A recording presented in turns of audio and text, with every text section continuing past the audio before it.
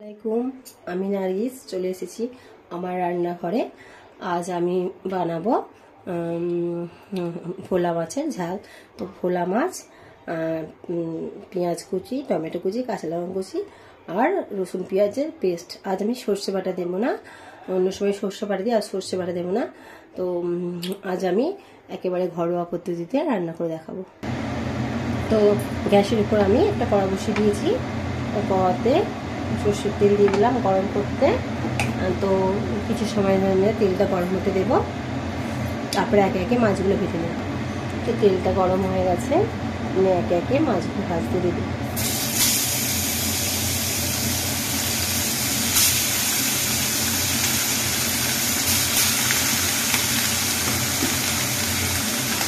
মাছগুলো আমি মুচমুচে করে ভেজে নেবো।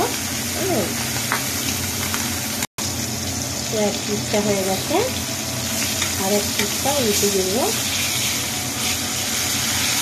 লাল লাল করে ভাজা হয়ে গেছে, তো আর এক পিসটা উল্টে দেবো। এই পিসটাও একটু ভালো করে লাল লাল করে ভেজে নেব। আর এক পিসও হয়ে গেছে। এবার মাছগুলোকে একে একে তেল ঝরিয়ে তুলে নেব।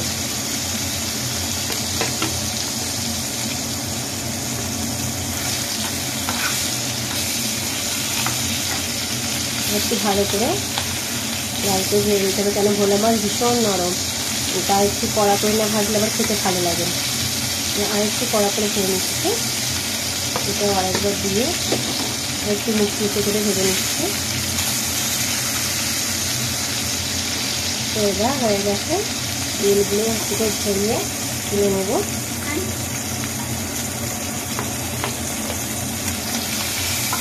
তুলে নিচ্ছি, দিয়ে আর একটা করে মাছ দিয়ে দিলাম ভাজতে। সেগুলো কিছু সময় ধরে লাল লাল করে ভেজে নেব। পিসটা আবার উল্টে দেবো। মাছগুলো লাল লাল করে ভাজা হয়ে গেছে, আরও এই পিসটা ভাজা হয়ে যাক। মাছগুলো এবার ভাজা হয়ে গেছে, একে একে করে তেল ঝরিয়ে আমি তুলে নেব।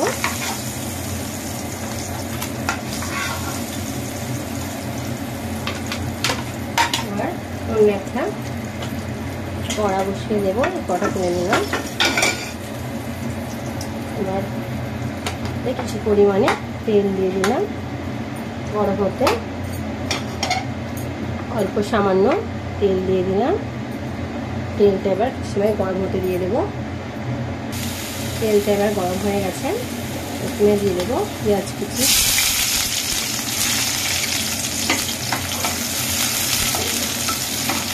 দিয়ে দেবো কাঁচা লঙ্কা কুচি,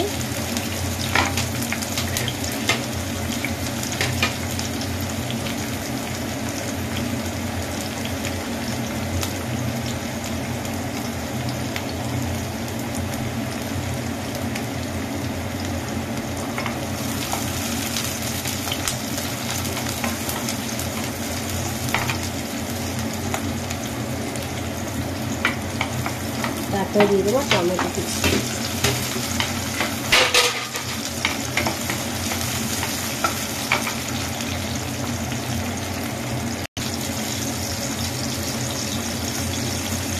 এবার দিয়ে দেবো অল্প সামান্য নুন, স্বাদ মতো নুন দিয়ে দেবো।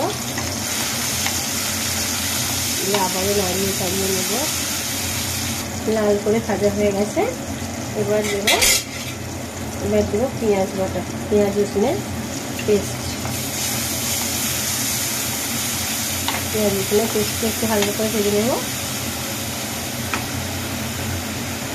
এবার দিয়ে দেবো অল্প একটু জল।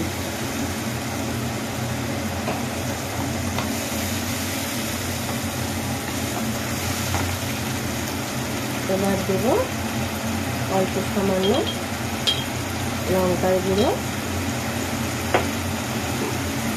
অল্প সামান্য হলুদের গুঁড়ো,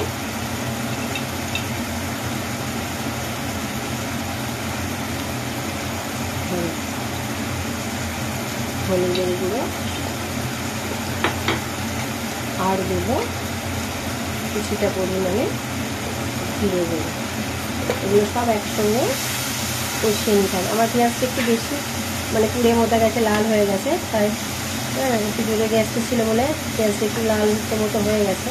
কিন্তু এত মানে লালচে করে ভাজার কোনো দরকার নেই, একটু হালকা করে ভেজে মশলাগুলো ভালো করে কষিয়ে নিতে হবে।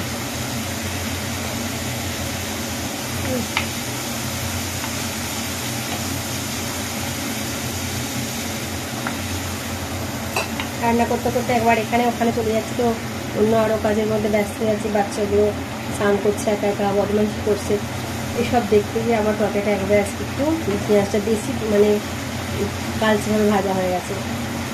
তরকারিটা যত হালকা মিডিয়াম ব্রাউন কালারের ভেজে মশলাটা দিয়ে এটাকে করলে আরও ভালো হয়।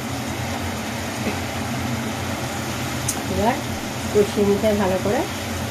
আমি ভোলা মাছে সর্ষে বাটা ব্যবহার করি, কিন্তু আজকে সর্ষে বাটা বাদ দিয়ে পেঁয়াজ রসুন বাটা আর এই অল্প সামান্য কয়েকটা মশলা দিয়ে আমি আজ বানাচ্ছি ভোলা মাছের ঝাল। আসলে আমি একা মানুষ, বাড়িতে বয়স্ক শাশুড়ি আছে, দুটো বাচ্চা আছে, হ্যাঁ, এদেরকে নিয়ে পুরো সংসারের কাছে একাই করতে হয়। আজকাল তো আর ভালো মানে সেরকম কাজের মেয়েও পাওয়া যায় না, আর তাই একাই করতে হয়, তাই ঠিকঠাক রান্না করতে পারে না। ওই সংসারের সব কাজ কর্ম ছেড়ে তারই মধ্যে একটু আধটু রান্না যেটা ঘরে বানাই রোজকার, সেই রান্নাগুলোই আমি করে আপনাদের দেখাই।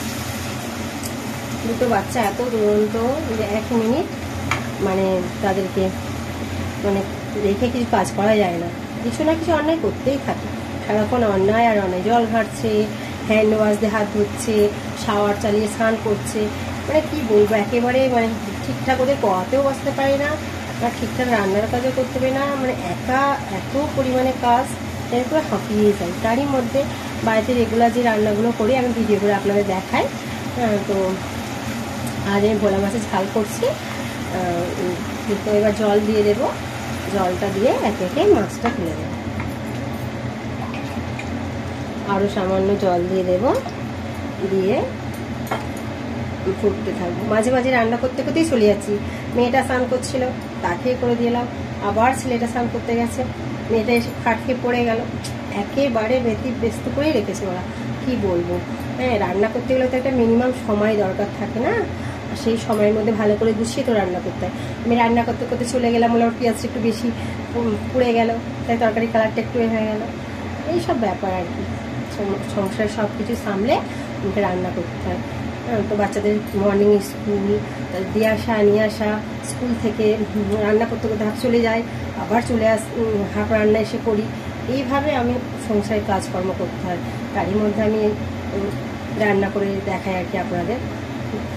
তো আমার মাছটা ফুটলে ভালোভাবে ফুটে গেলে মাছগুলো দিয়ে দেবো। জলটা পুরোপুরি ফুটে গেছে, এবার একে একে মাছগুলো তুলে দেবো। আজ ধনে পাতা বাজারে গেছে আনতে, একেবারেই ভুলে গেছে। ধনে পাতা আবার নদীর মাছে না দিলে ভালো লাগে না, ধনে পাতা একটা টেস্ট মানে গন্ধ, সুগন্ধ, হ্যাঁ, এটা খুব ভালো লাগে। যে কোনো মাছের ঝোল, মাংস কষা, মাংসের ঝোল, হ্যাঁ, এগুলোতে ভীষণ মানে ধনে পাতা ভালো লাগে। তো যাই হোক, রোজের রান্না আজ নাইবা থাকলো, আজ এমনিই করলাম। ভোলা মাছের ঝালটা দেখুন ফুটছে, 2-3 মিনিট ফুটে যাওয়ার পর আমি মাছটা নামিয়ে নেব। তো আজ আমার সংসারের গল্প আপনাদের কাছে করলাম, তারই মধ্যে রান্নাটা করলাম। তো মাছটা রান্না প্রায় হয়ে এসছে, একটু ফুটে গেলে মাছগুলো আমি নামিয়ে নেব, মাছের ঝোলটা নামিয়ে নেব, নিয়ে অন্য একটা রান্না করবো আর কি। তো দেখুন আমাদের রান্নাটা প্রায় হয়ে এসছে। তো আমার রান্নাটা যদি আপনাদের ভালো লাগে, আমার এত সংসারের কাজের মধ্যে থেকেও আমি আমার সংসারে যেটুকু রান্না করি আপনাদের কাছে তুলে ধরি, দেখাই যে আমার এই এত কাজে বাচ্চাদের পড়ানো থেকে বা শাশুড়িকে করে খাবার দেওয়া থেকে, হাজব্যান্ডকে খাওয়ানো থেকে শুরু করে যাবতীয় কাজ করে আমি আমার বাড়ির যেটুকু সময়ের মধ্যে রান্না করি তারই মধ্যে আপনাদের রান্নাগুলো দেখাই। আমার এই সব কাজের মধ্যে রান্নাটুকু যে করি, আমার রান্না যদি আপনাদের ভালো লাগে আমার চ্যানেলে সাবস্ক্রাইব করবেন, লাইক করবেন, শেয়ার করবেন, আর কমেন্ট করে জানাবেন যে আমার এত মানে ব্যস্ততার মধ্যে দিয়েও আমার রান্নাগুলো কেমন লেগেছে আপনাদের। আজকের মতো এতটাই, আগামীকাল বা পরের পর্বে আমি যে কোনো নতুন কোনো রান্না নিয়ে আপনাদের কাছে হাজির হব। খোদা হাফেজ।